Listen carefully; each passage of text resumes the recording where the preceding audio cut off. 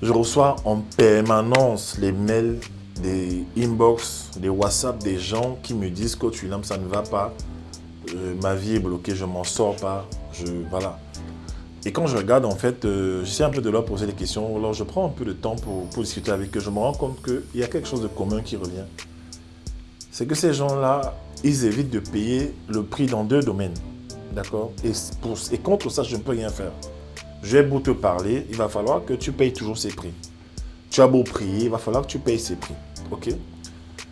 La première chose en fait que les gens le premier prix que les gens ne veulent pas payer, c'est le prix du travail en fait. Vous savez, il faut sortir de toutes ces histoires qu'on vous raconte sur Internet, où on vous dit oui, tu dors, ton argent travaille pour toi, oui, tu n'as pas besoin de travailler durement, tu as besoin de travailler intelligemment. Il y a tout un tas de messages là qui sont prêchés sur Internet qui abrutit ces gens en fait. Mais franchement, ça abrutit les gens. Je vais vous expliquer pourquoi ça abrutit les gens. Parce que premièrement, un homme qui veut réussir sa vie doit travailler. D'accord? Un homme qui veut vraiment réussir sa vie doit travailler. C'est extrêmement important. Si vous n'avez pas appris à travailler dans votre vie, vous allez avoir des sérieux problèmes en fait. Je le dis. Et ça, j'en veux beaucoup à certains parents qui ont élevé leurs enfants avec beaucoup de légèreté en fait, de lassitude, ok, de négligence. Quand j'étais petit, mon père nous poussait à travailler. Est-ce que vous savez que quand j'étais petit, euh, nous avions des employés de maison, ok? Je me souviens bien d'un employé de maison qui avait certains droits sur nous en fait. C'est un peu comme ça en Afrique, hein. Parfois les employés de maison commencent à dominer, à contrôler les enfants, d'accord? Ils ont parfois un droit de correction sur les enfants. Et je me souviens que moi, mes habits, je les lavais moi-même. D'accord? On avait un employé de maison, mais je lavais mes propres habits, je lavais la maison, je cuisinais. Oui, j'allais au marché acheter des ingrédients. C'est pour ça aujourd'hui que je suis un bon cuisinier. J'allais au marché acheter des ingrédients et je cuisinais. Vous comprenez ça? Et ces choses qui n'ont l'air de rien ont déposé en moi une certaine éthique de travail qui me poursuit aujourd'hui, que je développe toujours et qui m'aide à réussir dans la vie. Ok? Je me rends compte que beaucoup de gens sont paresseux. Beaucoup de gens sont paresseux. Les gens ne veulent pas travailler. Ok? Ils se demandent, mais comment je fais? Pourquoi je galère? Non, ce n'est pas le diable qui te bloque en fait. Ah non, j'ai les démons, je dois aller me laver au village. Tu n'as pas besoin de te laver au village. C'est une question de chiffres, c'est une question de statistiques. Tu as travaillé combien d'heures par jour? Tu travailles combien d'heures par jour? Tu te lèves à quelle heure? Tu dors à quelle heure? Est-ce que tu n'es pas le genre de personne qui dort à 2 heures du matin parce que tu passes ton temps à regarder les vidéos? Est-ce que tu passes ton temps devant la télé en fait? Il faut être sincère. Arrêtez d'accuser les gens les sorciers, arrêtez d'accuser le diable. Le diable n'a aucune influence sur toi, aucune en fait. Il n'y a pas un esprit qui a la capacité de t'empêcher de travailler sur la terre. Non. Les gens qui trouvent ça se cachent derrière la religion en fait. Et je déteste ça. Il y a une époque de ma vie, je devais envoyer l'argent à certaines personnes en France et j'étais en France et je voulais constamment, je culpabilisais. Oui, mais il faut que je l'aide, il faut que je l'aide, il faut que je l'aide. Mais après, tu viens sur place au Cameroun, tu passes du temps avec ces personnes. Tu te rends compte que ces personnes n'aiment pas travailler en fait. N'aiment pas du tout travailler. Dans leur routine quotidienne, il n'y a aucune éthique de travail. Ça ne marche pas comme ça. Ça ne va pas marcher en fait, je vous assure. Avoir des grands rêves et penser que le rêve suffit pour, pour réaliser ses rêves, c'est compliqué. Vous comprenez ce que je dis? C'est extrêmement important. Il y a ce concept aussi là, on parle de la visualisation. Moi, j'encourage les gens à faire ça, visualiser, penser, imaginer la vie que tu veux.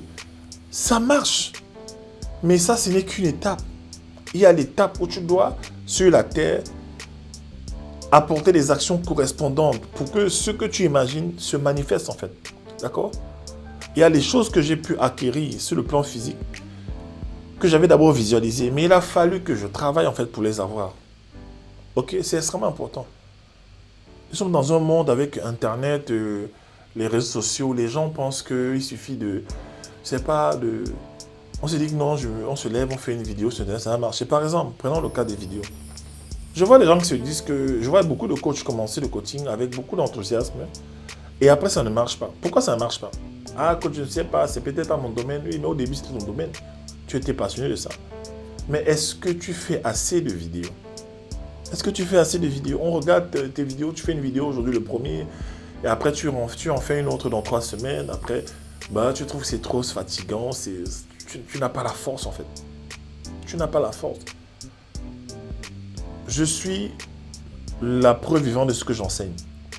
Actuellement, je crois que je suis à ma 1003e vidéo. J'ai fait plus de 1000 vidéos depuis 6-7 ans. Je suis régulier. Pourquoi? Parce qu'il faut faire des vidéos, il faut bâtir son audience, il faut nourrir le monde avec son concept, ses talents. Il faut remplir la terre avec ce qu'on a. Et ça demande beaucoup de travail. Les gens se disent que tiens, ils vont faire une vidéo sur TikTok, sur YouTube et du jour au lendemain, ça va marcher. Non. Je connais des gens qui abandonnent parce qu'on ne les encourage pas et ils ne comprennent pas qu'il faut travailler dur. On vous a dit travailler de façon intelligente, travailler smart et ne travailler pas dur. C'est faux. Avant de travailler smart, il faut avoir un système. Le travail smart, c'est quoi? C'est que tu as un système automatisé qui tourne en fait pour toi. Moi, j'en ai un. Je fais des vidéos. Il y a des gens qui regardent mes vidéos. Certains vont sur mon site internet. Ils téléchargent quelque chose. Ils bâtissent une relation avec moi. Ça peut arriver jusqu'à mon WhatsApp, jusqu'au téléphone. Et ils font les coachings, les formations. Ils partent à mes conférences. D'accord? J'ai des gens, par exemple, qui vont aller à ma conférence au Gabon la semaine prochaine. Vous comprenez? Voilà un peu le principe. Si tu n'aimes pas travailler, c'est compliqué. Le livre de la sagesse dit, le paresseux n'arrive pas à rôtir son pain. Tu lui demandes pourquoi tu ne vas pas travailler. Oh, j'ai peur de sortir dans la rue parce que le lion pourrait passer là et me dévorer. Oui. Et souvent, les gens paresseux ont le goût du luxe. J'ai observé ça. Ça va ensemble. La paresse et le luxe. La paresse et la grande vie. C'est à cause de la paresse justement que beaucoup de gens se retrouvent en train de manger du chocolat praliné à Dubaï, quoi. Le chocolat, la mousse de chocolat. Vous comprenez ça? Je ne vais pas revenir dessus, mais vous savez, les gens n'aiment pas travailler. La force d'un être humain, c'est dans son travail. Le respect qu'on accorde à un homme, c'est dans son travail. On t'accorde du respect lorsque tu travailles. C'est extrêmement important. J'ai l'impression qu'il y a trop de stratégies sur Internet. On veut nous donner trop de stratégies, trop d'idées, trop de concepts. Les gens sont à la recherche de beaucoup de choses, mais vous oubliez l'essentiel. L'essentiel, c'est de travailler d'abord. Ok? Travailler.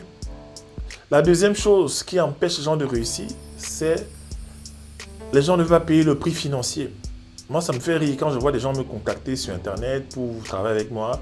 Et en fait, ils m'approchent parce que je suis africain, je suis noir comme eux. Et ils essayent dans leur approche, en fait, je vois qu'ils veulent de la gratuité. Ça ne sert à rien. Je ne travaille pas gratuitement, je suis désolé. Oui, je vous le dis, je ne travaille pas gratuitement. Pour faire ce que j'ai fait, pour avoir les connaissances que j'ai eues, j'ai payé le prix. Je suis constamment en train d'acheter des livres, en train d'acheter des formations. Ma femme, pareil, on passe le temps à se cultiver. Donc ne pensez pas que quelqu'un va s'asseoir gratuitement, vous donner de la connaissance, en fait, sans que vous ne payiez. Ne rêvez pas. Ne rêvez pas de ça. D'accord ? Ne rêvez pas de ça, en fait. Pourquoi est-ce que j'ai fait une chaîne YouTube avec 1000 vidéos? Normalement, si tu regardes toutes mes vidéos, tu vas réussir ta vie. J'ai fait ça parce qu'il y a des gens qui n'ont pas l'argent, d'accord? J'ai écrit des livres parce qu'il y a des gens qui ne pourront pas payer des formations. Donc, j'ai créé des livres pour que chacun puisse en sortir. Vous comprenez ça? Pour que chacun puisse en sortir. Alors, apprenez à payer le prix. Pas forcément chez moi, chez d'autres personnes. Tout ce que vous voulez avoir, vous devez payer le prix. Si vous ne payez pas, tant pis pour vous, tant pis.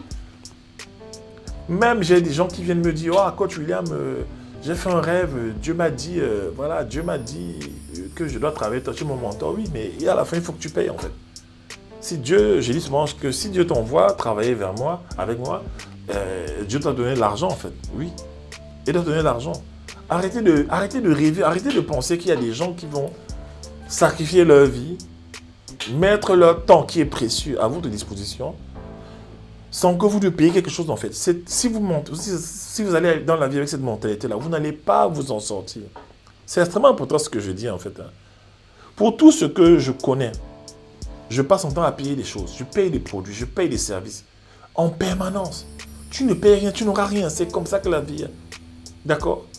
Après avoir prié, Parce que je vois beaucoup de gens, ils prient, ils demandent l'argent à Dieu. C'est surtout des chrétiens, certains chrétiens. Vous priez, vous demandez de l'argent à Dieu. Oh Seigneur, je veux l'argent, je veux l'argent. Généralement, il te dit, vends quelque chose. Pour vendre quelque chose, il faut que le quelque chose là soit de qualité. Pour qu'il soit de qualité, il faut payer le prix. Tu as des talents d'écriture, talents de coaching. Voilà, il faut que tu aiguises, il faut que tu ailles vers les gens, payer quelque chose en fait. D'accord? C'est un message que je voulais donner parce que je sais que dans notre communauté, souvent, cette mentalité n'est pas encore bien ancrée en fait. Il faut que ça soit ancré. C'est pourquoi vous allez voir, ceux qui payent des prix seront toujours au-dessus de vous dans la vie. Oui, c'est pas injuste, c'est la vie. Ceux qui payent le prix financier de se former, de lire plus, de retourner à l'école, voilà, ils auront toujours une avance sur vous, ok? Je voulais vraiment vous encourager. Je suis au Gabon pour une très bonne conférence, un meet-up, d'accord? Autour du thème des digital et des relations amoureuses, ok? Je vous invite à être là. Ce sera extraordinaire. La semaine prochaine, le 14 mai, je crois la semaine prochaine, oui. 14 mai, la conférence aura lieu à partir de 10h. Donc, ce sera sur 2 thèmes. Le matin, ce sera vivre de sa passion à l'heure du digital. J'expliquerai aux gens comment, à partir de leur talent, leur passion, ils peuvent générer une économie en ligne, d'accord? Et l'après-midi, ça va être un peu plus relax. Nous allons parler à partir de 16h des relations amoureuses et de la destinée. Et autre chose, s'il vous plaît, je préfère vous prévenir. Récemment, quand je suis allé au meet-up au Togo, à Lomé, il y a un phénomène qui s'est produit. C'est quoi? C'est qu'à cause des mesures barrières, en fait, on ne pouvait pas avoir un certain nombre de personnes dans la salle. Donc, il y a beaucoup de gens qui ont promis de venir à la conférence. Mais au moment de prendre leur ticket, ils l'ont pris, ils ont essayé de le prendre à la dernière minute, en fait. Et il n'y avait plus moyen de vendre des tickets. Pourquoi? Parce qu'on avait atteint le quota. Et le jour de la conférence, les gens étaient bloqués à l'extérieur. Ils étaient à l'extérieur, ils ne pouvaient pas rentrer. On avait déjà rempli la salle, c'était... Voilà. Donc, je sais que souvent, la mentalité des gens, c'est de faire les choses à la dernière minute. Ne faites pas ça, en fait. Si tu dois prendre ton ticket, maintenant, prends-le. Voilà le numéro en infoline, prends-le. Et tu passes à autre chose. Tu viens, tu réserves ta place et tu viens à la conférence, d'accord? Pas de dernière minute, s'il vous plaît. J'ai pas envie qu'après, je sois distrait en passant peut-être dans les couloirs. On me dise, Coach William, pardon, fais-moi entrer. C'est ce que les gens ont fait au Togo, en fait. Je voulais aller uriner, je voulais aller faire pipi, voilà. Je vais aller aux toilettes et en passant, je vois les gens, oui, Coach William, je viens de telle ville. Ouais, je sais, vous savez, je payais. Non, ne faites pas ça. Soyez des leaders, soyez des gens pragmatiques. Bouquez maintenant et on va passer à autre chose, d'accord? Allez, c'est ce que je voulais vous dire. Portez-vous bien. Nous avons la formation des talents qui commence.